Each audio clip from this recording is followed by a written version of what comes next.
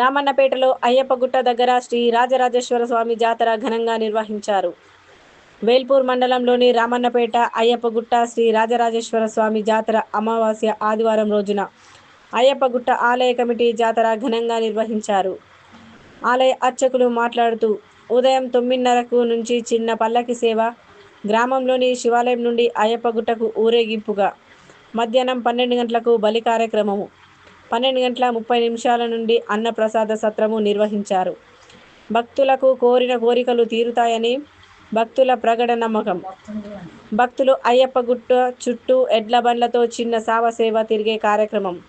రాత్రి 7:30 నుండి మహిళలు మంగళ హారతులతో భజనలు కార్యక్రమాలు నిర్వహించారు.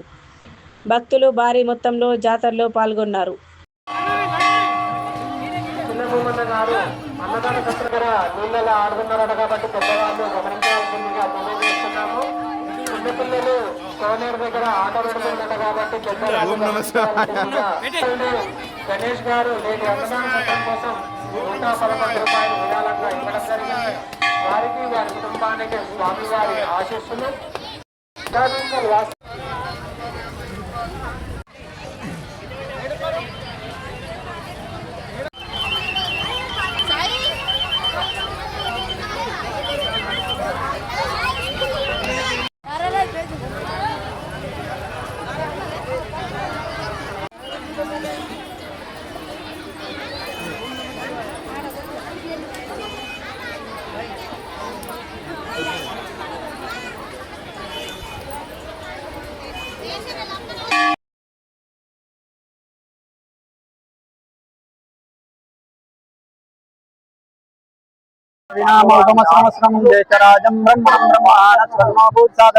శ్రీ మహాగణాధిపతి శ్రీ రాజరాజేశ్వర సుప్రసన్నో భవ.